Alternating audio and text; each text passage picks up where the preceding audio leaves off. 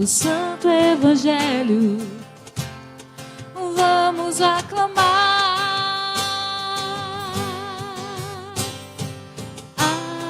Aleluia, aleluia,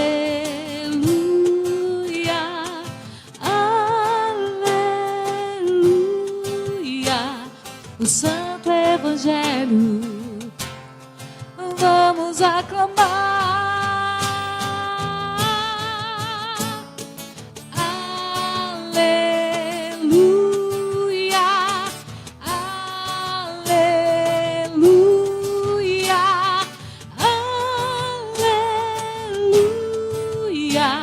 O santo evangelho, vamos aclamar.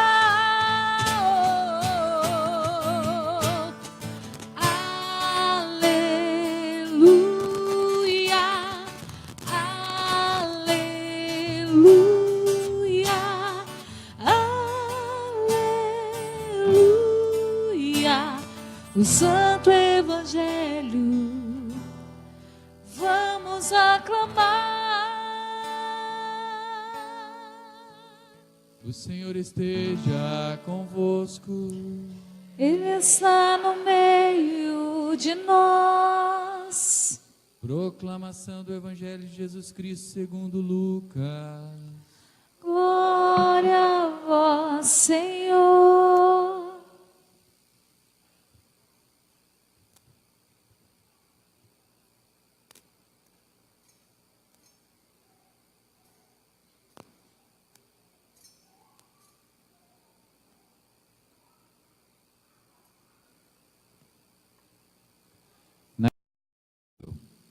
Cuidado para não ser desenganados, porque muitos virão em meu nome dizendo, sou eu. E ainda o tempo está próximo, não sigais essa gente. Quando ouvirdes falar de guerras e revoluções, não fiqueis apavorados. É preciso que essas coisas aconteçam primeiro, mas não será logo o fim. E Jesus continuou, um povo se levantará contra outro povo, um país atacará outro país. Haverá grandes terremotos, fomes e pestes em muitos lugares. Acontecerão coisas pavorosas e grandes sinais serão vistos no céu. Palavra da salvação. Glória a vós, Senhor.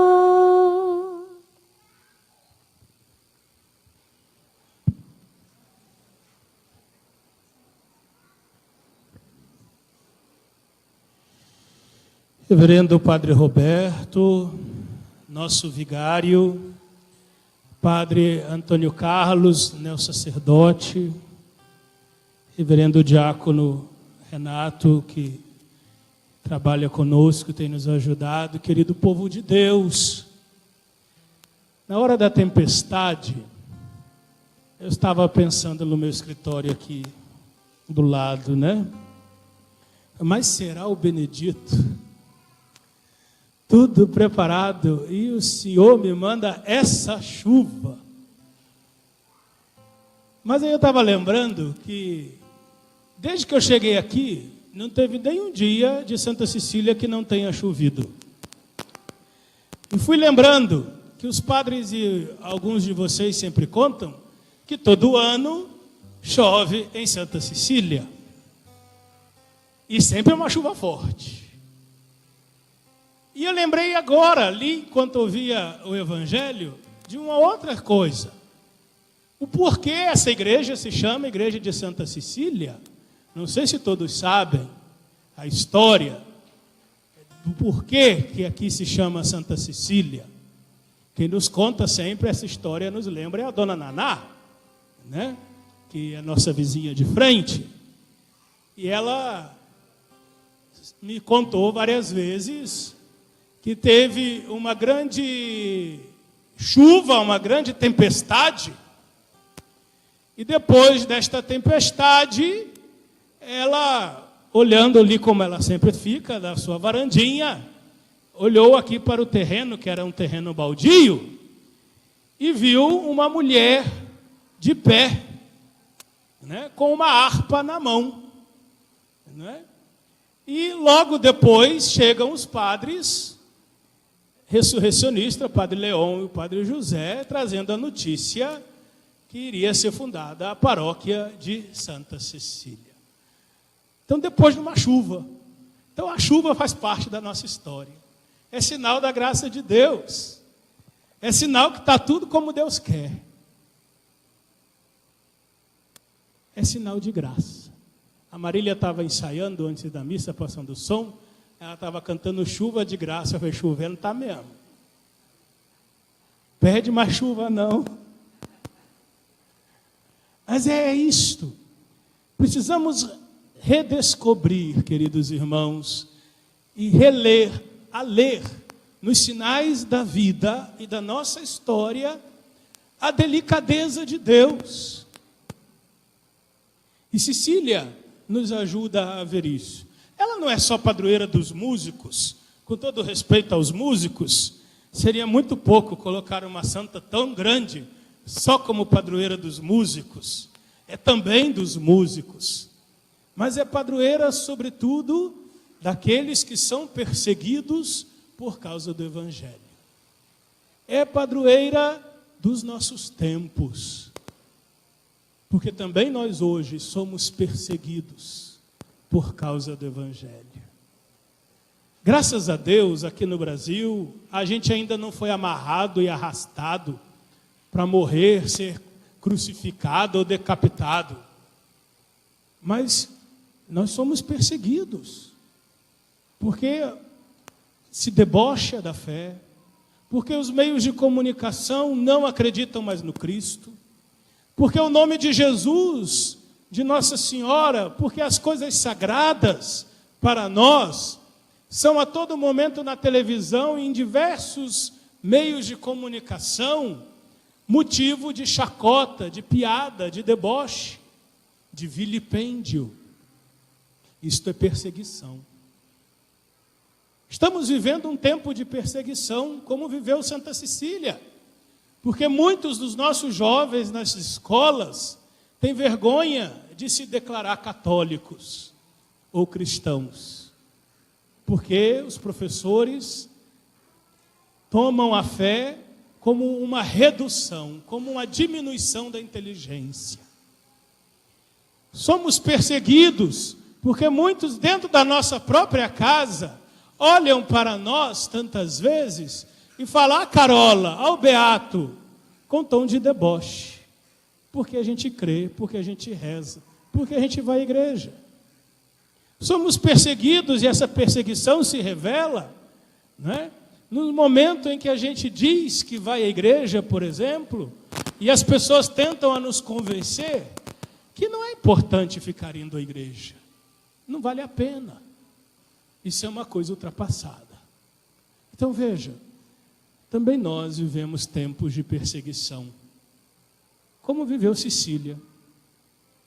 Por isso, eu gostaria de destacar hoje com vocês 3 pontos da vida de Santa Cecília, que depois vocês podem conferir. Todos vocês receberam um folhetinho contando a história completa da vida de Santa Cecília.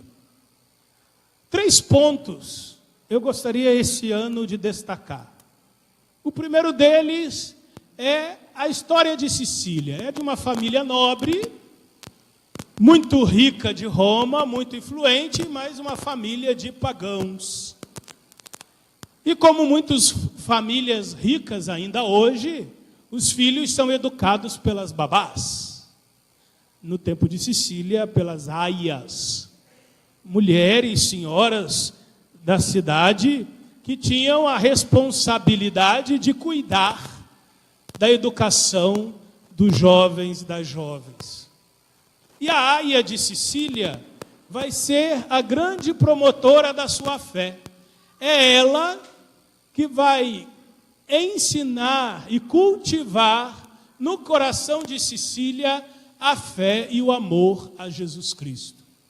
Uma escrava, uma empregada, que tem nas mãos uma criança que não é sua filha, que não é sua parente, mas ela tem a convicção da fé E porque é convencida da fé, transmite essa fé àquela criança.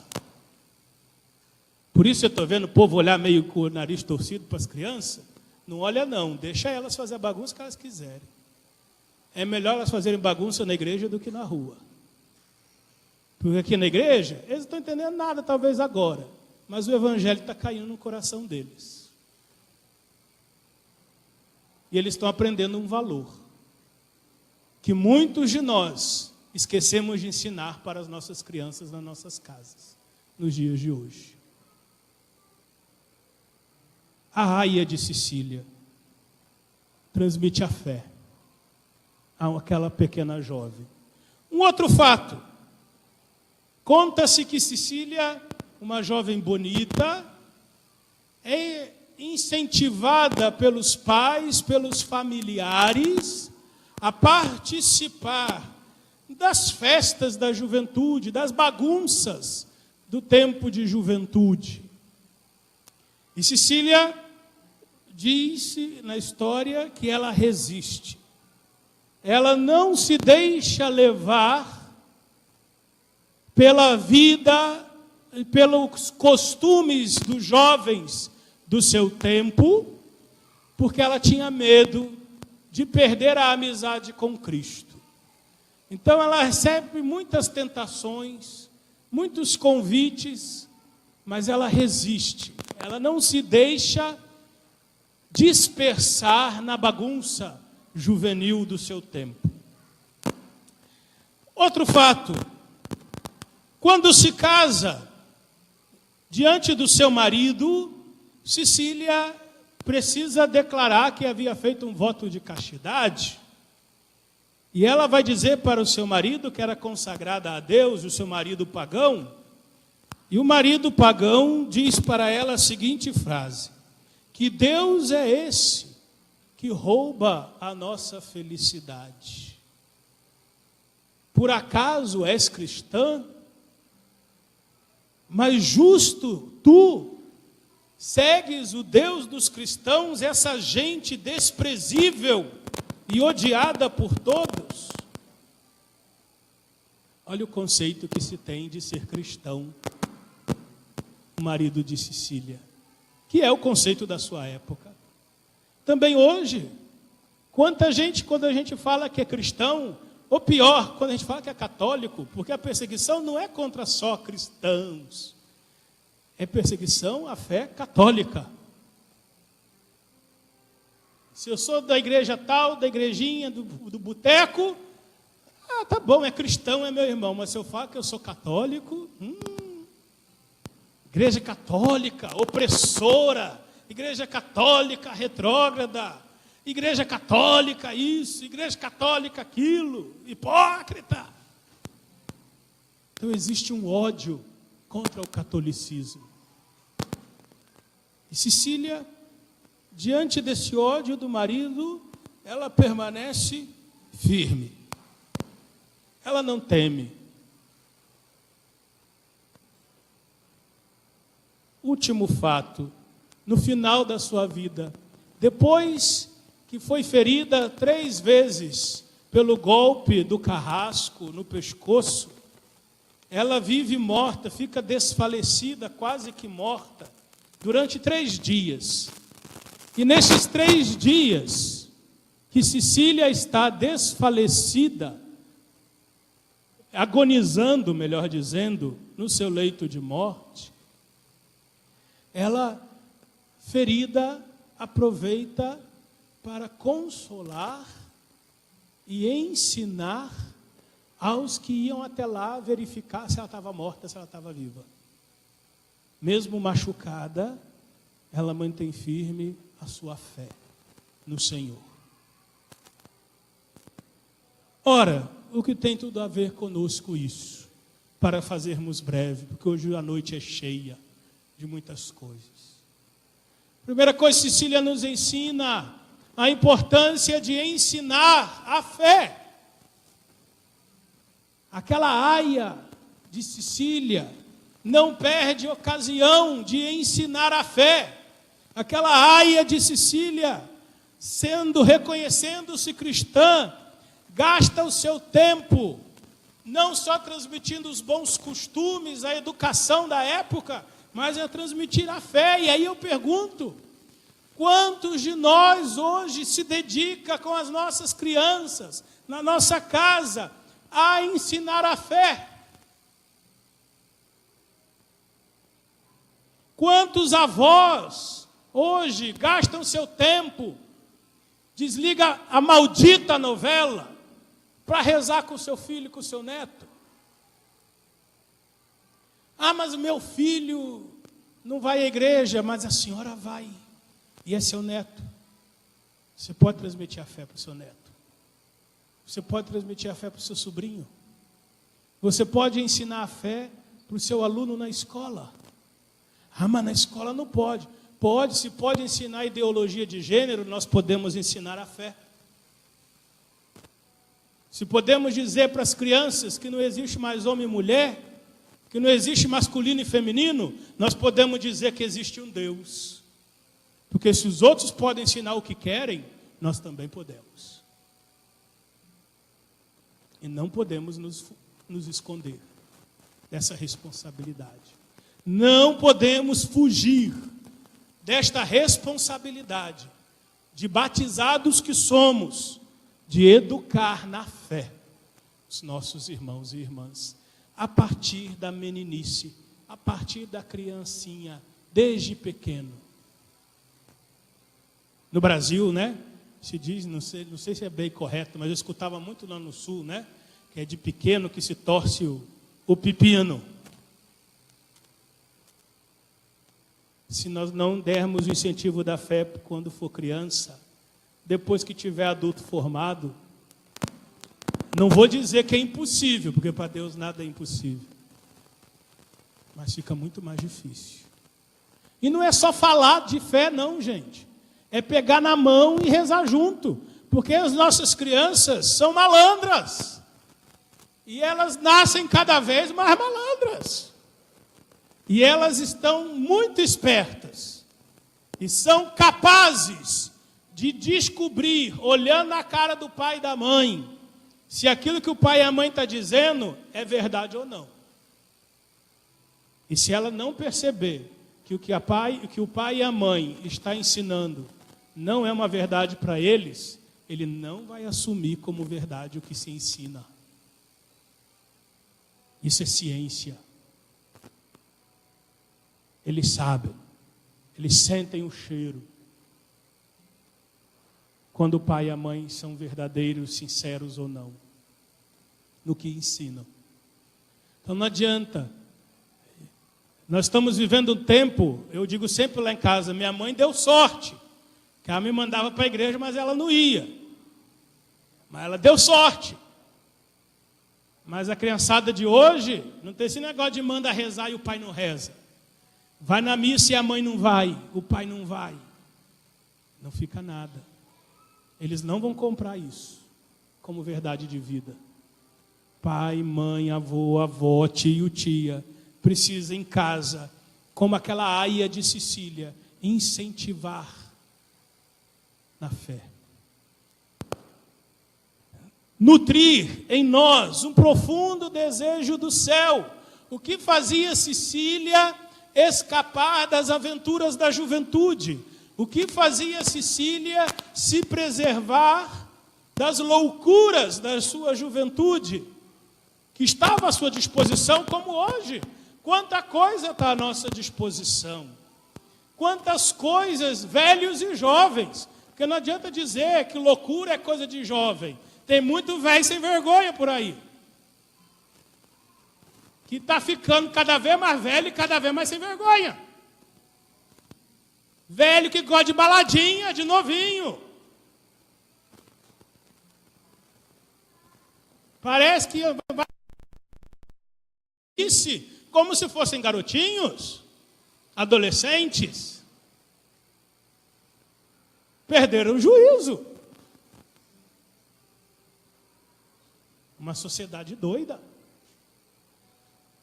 O que faz Cecília permanecer firme? O profundo desejo do céu. O medo de perder a sua alma. de perder a alma.